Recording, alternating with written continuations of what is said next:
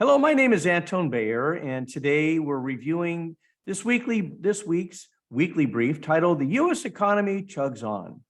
Well, despite all the challenges that are going on around the world, the U.S. economic engine continues to chug along and move forward. The group of G7 nations, referred to as G7 nations, was formerly the G8 nations until Russia was expelled in 2014. And this group of seven, or the G7 nations, is referencing the Intergovernmental Association of Countries that represent some of the world's biggest and most developed economies. Now, the G7 nations, for reference, is US, Canada, United Kingdom, France, Italy, Germany, and Japan. And among the G7 nations, arguably, the US is in the best financial shape of all of them. And not only that, but due to the prompt actions by the Federal Reserve earlier this year, we're one of the central bankers, or one of the first central bankers in the world to start addressing inflation earlier this year, and maybe months or sometimes years ahead of other countries and their central bankers as they start dealing with inflation. Yesterday, the U.S. Department of Commerce released the monthly report on U.S. factory orders. And this is the actual report of factory orders. And this would be considered a trailing indicator because it's indicating actual activities. And the Econo had this to report on this report yesterday. New orders for the U.S. manufactured good rose by 1% in October 2022, as reported by Econo, following a 0.3% increase in the prior month and above market expectations of 0.7%. Orders for durable goods rose 0.4%, and largely due to the increased orders for transportation equipment, which was 0.4%, machinery 1.4%, and computers and electronics 0.4%. Also, demand for non-durable goods advanced 1%, up from 0.3% the previous month. So excluding transportation, factory orders went up 0.8% versus 0.1% in the previous month, unquote.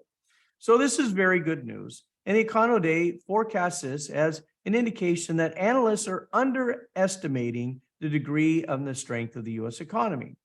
Now, excluding the 2 months since 2022, there was only 2 months that factory orders had actually declined, and in both cases, it was less than 0.1%.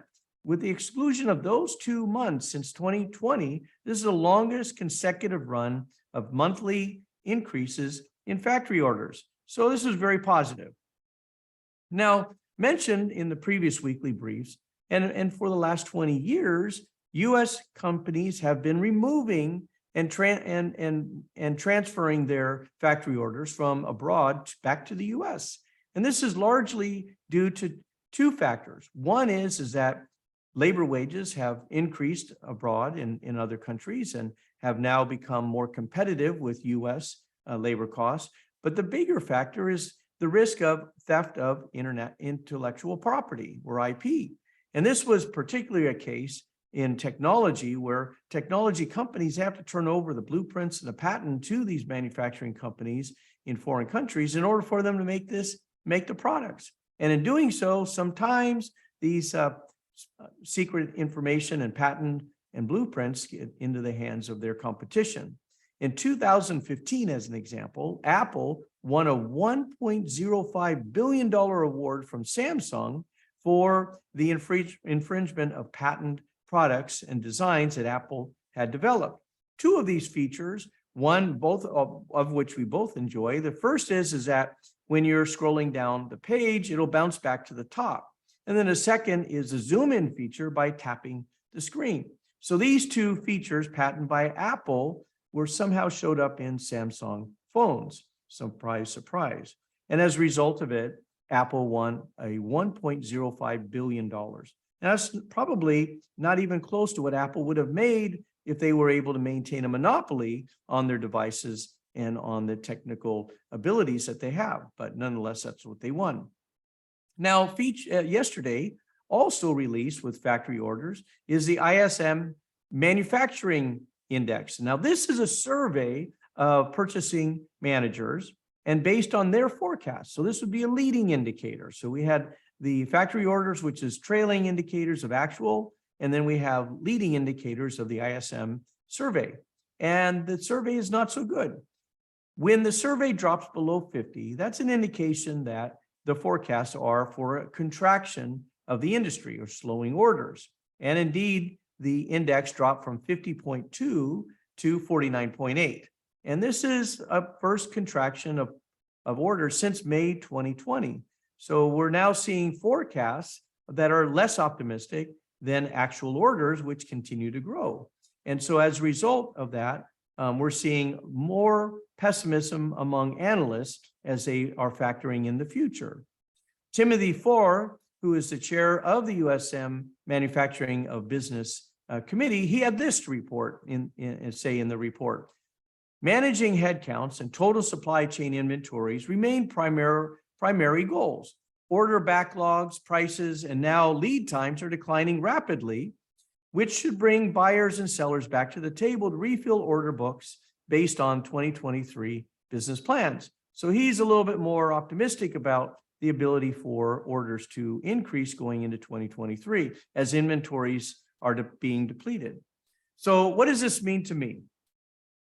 There are many facets to the U.S. economy, and rarely are all the components of the U.S. economy running at peak performance. So that's obvious. It's important to focus on key aspects of the economy to get a good idea of where things may be going. And as anyone that has been following our podcasts and our weekly briefs know, we focus heavily on consumers, consumer spending, consumer sentiment, and consumer confidence. Because consumers, you and I, what we do in going to the stores and out to dinner and buying for a house and our kids is 2/3 of our economy. The other third is governments, nonprofits, and corporations. So 2/3 of the economy is definitely consumers, and that's what we want to focus on. So consumers continue to be positive and optimistic, and as we've mentioned many times, fully employed. We have 3.7% unemployment rate, and we have still 10 million job openings should anyone not be working at this point. So consumers are doing good. The trailing indicators of factory orders is positive. However, the forecast going forward, not so positive. So we'll see how that works out. All this to say is that 2023 recession is probably the most forecasted and broadcasted recession in history. Everybody knows that there's going to be a recession in 2023. In fact, they were talking about a recession in January of this year, a recession in 2023. So the advantage here and the opportunity is that when the bar is so low and expectations are so dire, the ability to please and surprise is so much easier than obviously very high expectations. So with this very low bar going to 2023, don't be surprised with a little bit of good news to see the market respond very positively. And as a result, we maintain our favorable view of the economy, which there's a lot of reasons that support that, as we've mentioned in this report as well as others. But also we maintain a high level of probability that the stock market will also recover and investment losses this year will be recovered. Worth noting is that no time in history has the U.S. economy not recovered from a recession and the stock market not resume a new rally and to new highs. Never happened. So unless there's a dramatic change in the fundamentals of our country, which has yet to happen, chances are very high that we'll come out of this recession and that we'll see the recovery of the stock market and investment accounts recover. Well, that's today's podcast. We look forward to hearing from you. Feel free to give us a call or send us a mail. We'd love to talk to you. That's it for today. Talk to you soon. Bye.